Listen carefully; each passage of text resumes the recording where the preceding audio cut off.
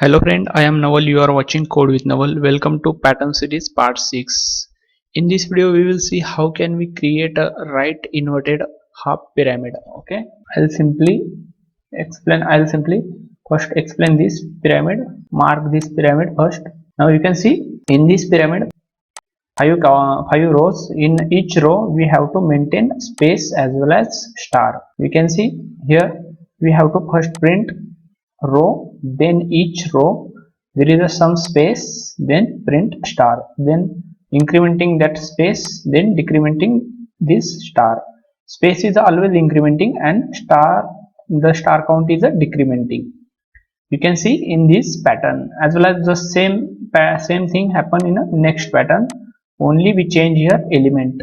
Instead of star, here we print incrementing. Here you can say column wise incrementing. Okay, this is our first row. Inside a row you can see here we have a few columns. In each column it's incrementing 1 plus 1. In a first column 1, then 2, 3, 4, 5. The same thing happen in a second row. Now let's create those program without using function. Okay, first we will use a function, then we convert that program without using function. We can say recursive function. Okay, let's create one class. For that I'll simply create here one class. Let's create here pattern 6. Okay, pattern 6. Now let's create a main method. Inside a main method create a scanner object, because we are going to create a dynamic pattern.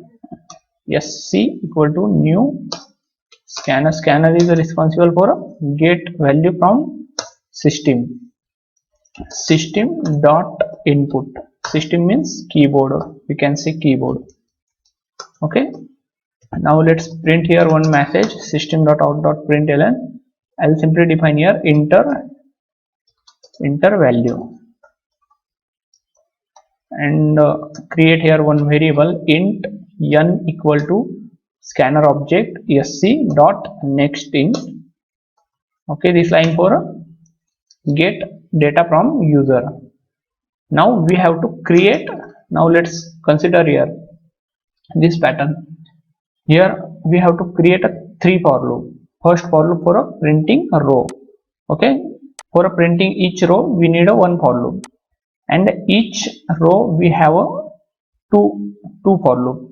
The first column for loop for a printing space, and second column for loop for a printing star. If you consider this third row, you can see here first printing first 2 space, then printing this 3 star. That means in a first we have to create this row. Inside this row we have to maintain two things. First one is a space and second one is a star. For maintaining a space we need a one inner for loop. For a printing star also we need a one inner for loop. That means one outer for loop and two inner for loop we required for this program.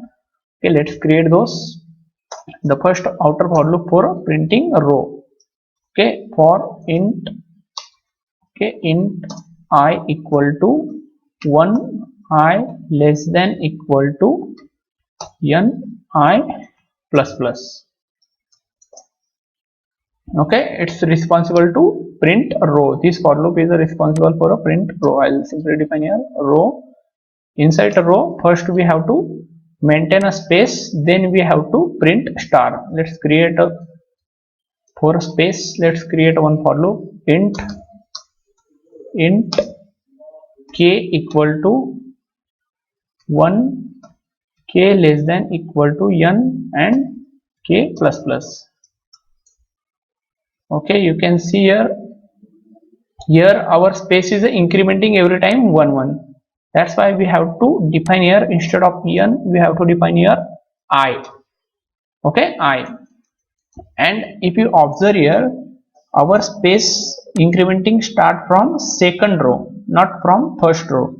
In a first row we have here star, but in a second row from here we counting space. Okay, we are printing a space from second row. Here instead of 1 we have to define a 2. Okay, let's save this, and print here space system.out.println, remove this ln because we don't need to go next line. Okay, this for loop for a space, let's add here comment space, then once space printing complete, then we have to print our actual star. So let's write one more for loop for a printing star. Int j equal to 1, j less than equal to, here you can see our star is a decrementing. First time our 5 star printed, then 4 star printed, then 3 star, then 2, and then 1. That's why I'll define here j less than equal to n minus I, because every time 1 star decrement. Okay, but if you see here our I value is a 1. If I define here directly n minus I, okay, let's consider here inside a n we have a 5 value. If I define a n minus I, inside I there is we have a 1 value. 5 minus 1, that means 4. 1 to 4, that means it will print only 4 star.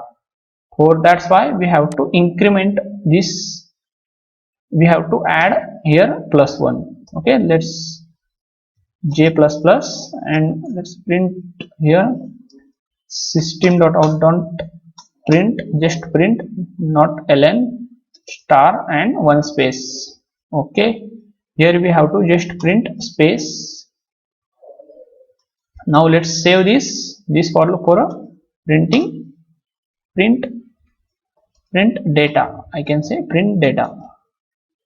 And once our this inner 2 for loop complete, then we have to point our cursor in a next line.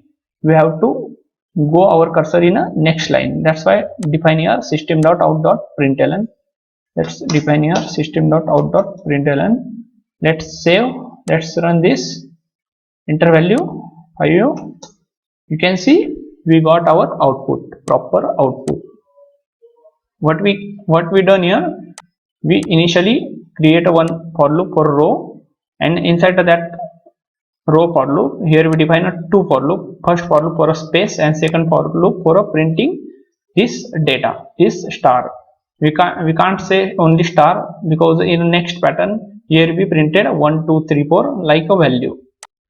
So let's convert this pattern into second pattern.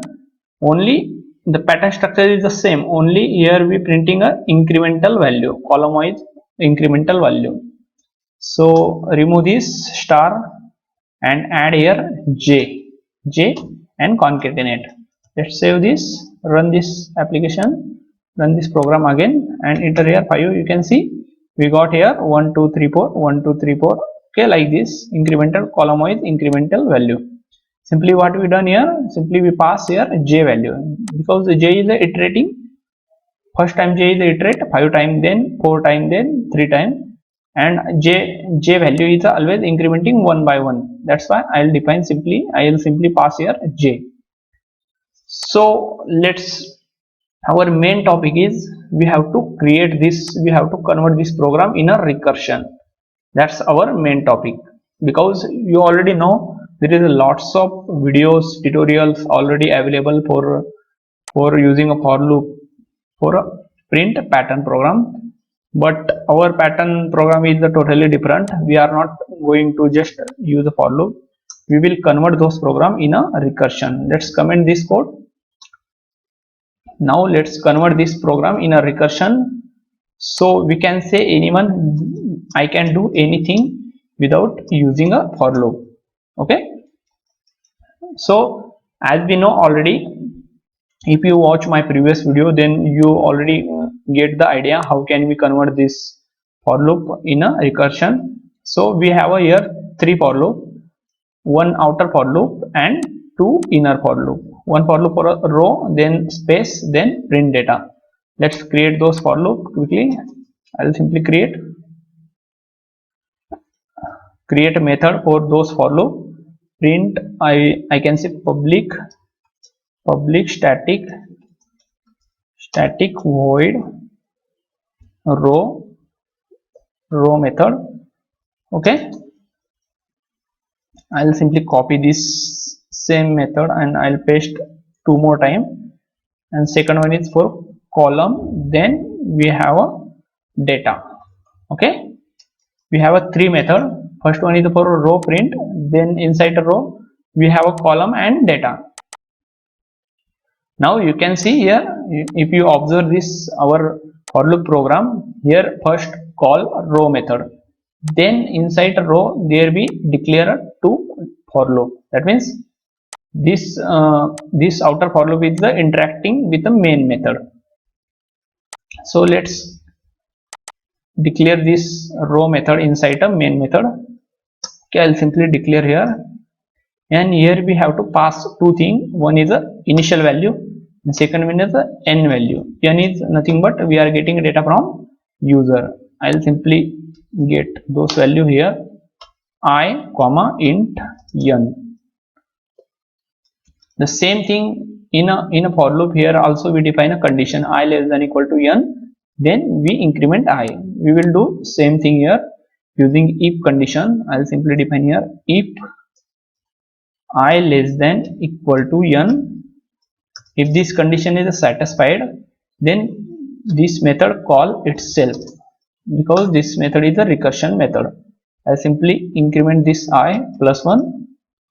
Now you can see in our for loop here also, here we define inside this row for loop we define this two for loop, two inner for loop. First is for a space and second for a print data. Like the same thing, same way we will declare this two method inside our this row method. Okay, let's declare first space method. Okay, I have to define here space. I'll simply define here space method. Now we have to pass in a space method. If you can see here in our for loop, here we define a k value, initial value, and I value. Here two value we pass. So let's pass those two value. First initial value is a 2 and then I value. Okay, let's pass those two value. Now I have to accept, I have to get those value inside a space method. Int initial value is a j. I'll simply define here j comma int I. Okay, now here also we have to add a if condition. If j less than equal to I, and here if this condition is satisfied, then this method call itself, and this j is the increment j plus 1. Let's save this, and also here we have to print space. That's why I'll simply define here system.out.println, remove this ln, print here space. Okay, I'll simply print here space. Now we have done our space method. Now we have to print star, we have to print data. Let's call this method inside our row method after the space method. Now you can see this second for loop, here we define a j value, j means initial value, then we define a n value as well as I plus 1. Okay, n minus I plus 1. We will same thing do here. So that's why here we have to pass three value. First one is the initial value, then I value, then n value. This three value we have to pass here. Let's save this, accept those value in a data method. I'll simply create int j. Inside the j we stored initial value, then int I, then int n. Okay, now we have to add here condition. We have to declare here condition like the same way. You can see in this second for loop, print data for loop, here we define a j less than equal to n minus I plus 1. The same thing here we declare inside a if condition, j less than equal to n minus I plus 1. Okay, plus 1. If this condition is satisfied, then print sysout then print star. I'll simply define a star and single space, and also call the same method. Same means this is a recursive function.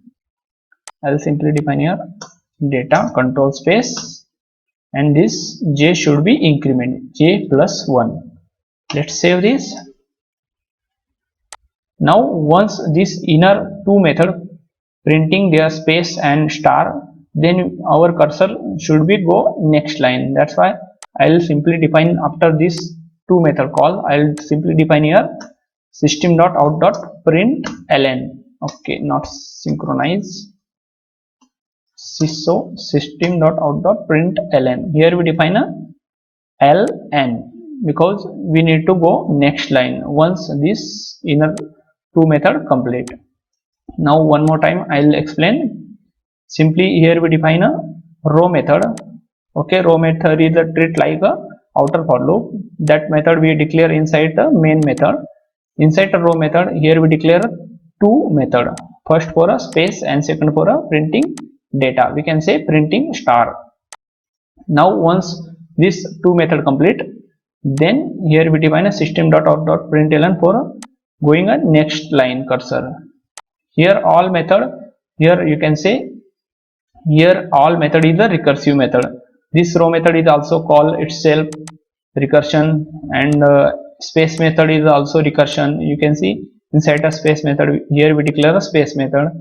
Inside a data method, here we declare a data method. That means our all method is a recursive method. Let's run this program and verify is it working or not.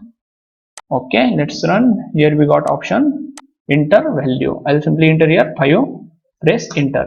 You can see here we got our output, proper output.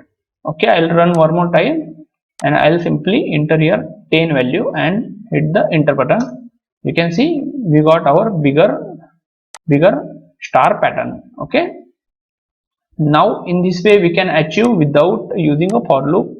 We can achieve this pattern program with using a recursion function. So guys, if you like this video, then please like, share, subscribe. We will meet in the next video. Let's bye bye.